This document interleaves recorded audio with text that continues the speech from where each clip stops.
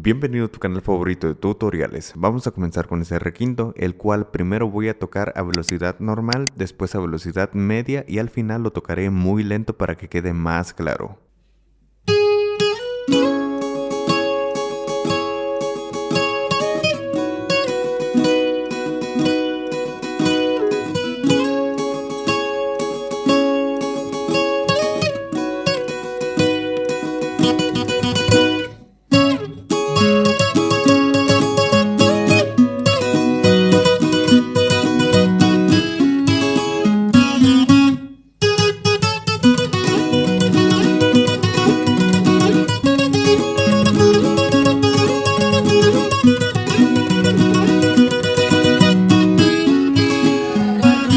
A velocidad media suena así.